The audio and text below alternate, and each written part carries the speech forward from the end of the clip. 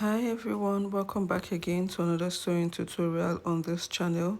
If you're stopping for the first time, please do well to hit on the subscribe button and also hit on the notification bell to get notified whenever I upload a new video. So guys, in today's video we'll be learning how to make a well-structured bustier without bust caging. You can see that the bustier is well structured, standing, and is going to give the perfect fitting. So guys, let's get right into the tutorial. Okay guys, so I have a detailed tutorial on the pattern drafting. If you're interested, I'll be dropping the link in the description. Please go ahead and check it out.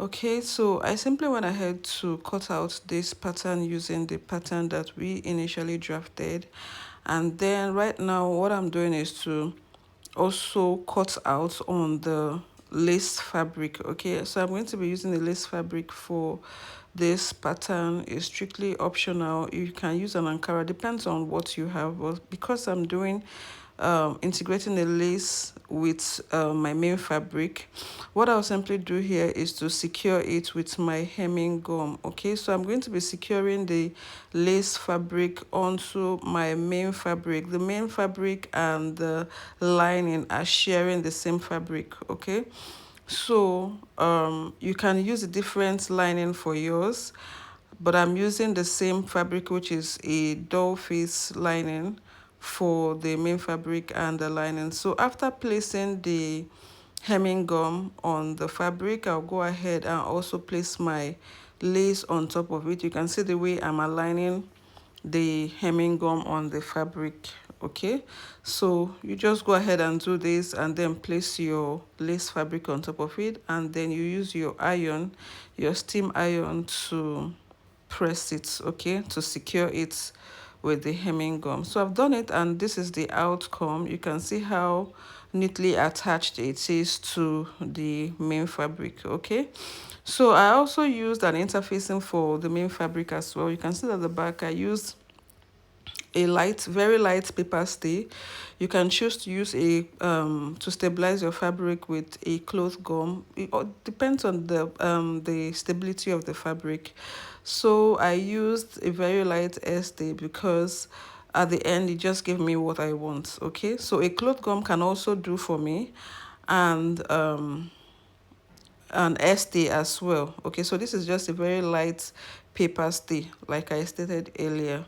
Okay, so what I'll simply do is to go ahead and join this fabric. Okay, join the panel. So this is the lining as well. So guys, for the lining, I also used an interfacing for it to stabilize the fabric. So depends on the stability of your fabric. Like I mentioned earlier, go ahead and also stabilize your lining. So guys, the next thing I'll simply do is to cut out the wadding. I'm going to be using the wadding on the lining instead of the main fabric. I want the main fabric to be very soft and smooth on the client. So we're going to be using the wadding on the lining. Okay, for those who want to do bust caging, I think it's also advisable that you do it on the lining rather than on the main fabric. So I'm going to be placing the underbust. You can see that I notched my underbust. Okay, so I'll be placing the underbust. I'll be cutting for both sides, so I placed my wadding on fold. You can choose to cut out on one and then cut out again, but we're cutting it together. So the wadding is on fold, then I place the center front and the side front directly from the underbust. Okay, so I simply went ahead to secure it with my pin. So I hope you saw the direction of my hands. That's how the side front, that's the curving or the carving for the side front. So for the center front, I'll go ahead and cut it out in full. Just completely cut out the pattern that you have on the fabric directly on the wadding. Then I'll go ahead and trim out like 1/2 inch or 3/4 from the top part of the center front. Just trim out so that you don't get into the seam allowance. Okay, most importantly, when you want to turn the neckline, Okay, it may really, if there's wadding there, it may really affect it. Okay, so it's best you go ahead and trim out 0.75 or half an inch from that point, or from that part, from the neckline. Okay, so this is the side front. You can see what I'm doing. I'm cutting out what the pattern, and then I'm going to turn the back and then create more like a curve. Create a curve from that under bust.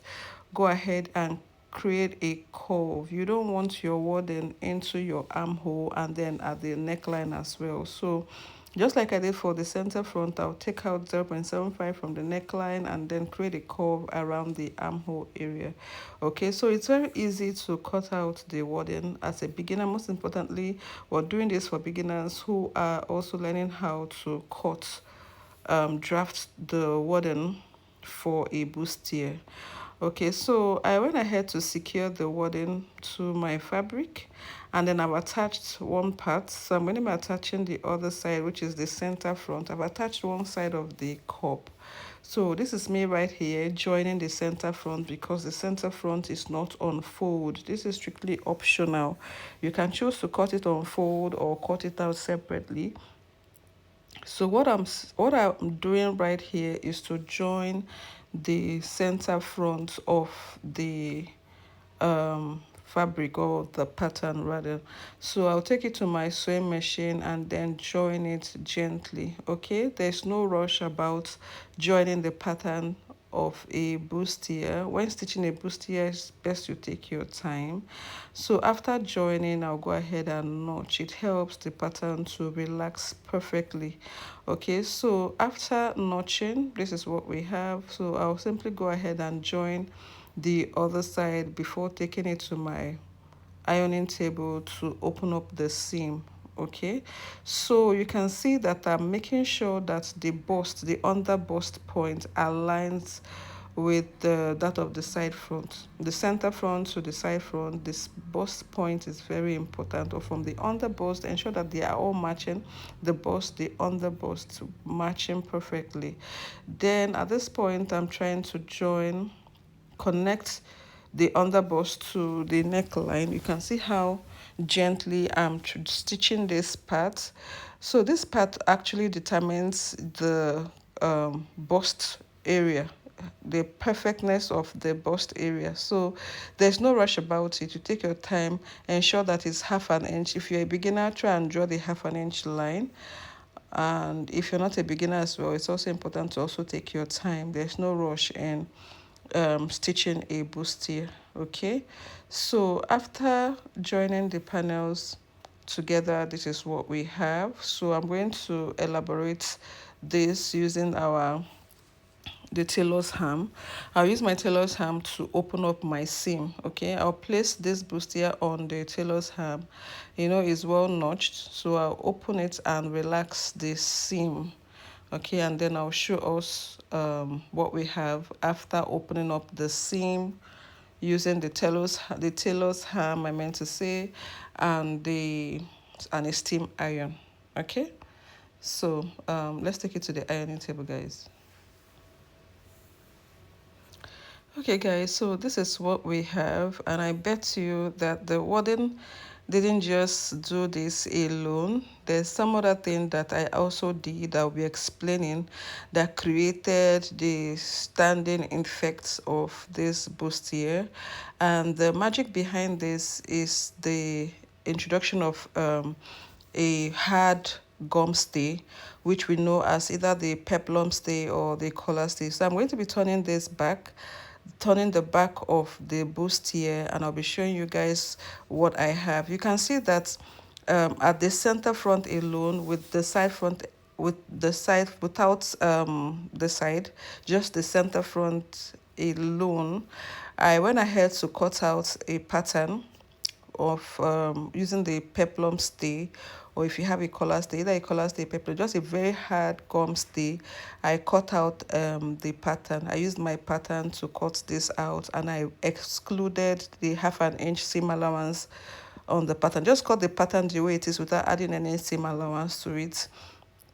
Then I went ahead to secure it on the center front. You know, my pattern is cut on fold, so if your pattern is not cut on fold, you can cut it the way it is, cut it on fold or without cutting it out separately. Mine is cut out separately, so I just secured it on the center front properly, and then I gave it a very good press, giving me that very standing effect, kind of created that, gave it the support, okay, that it needed at the center front to make it stand properly. Okay, because on the contrary, the bustier, the warden is not enough to really give that support. Okay, that's why most of the times you see people doing bust caging to their bustier. So this additional support will give it that structure. So guys, you can see the main fabric. You can see how relaxed it is, simply because we don't have any wadding on it. Okay, so guys, thank you so much for watching. I'll see you in my next tutorial. Bye.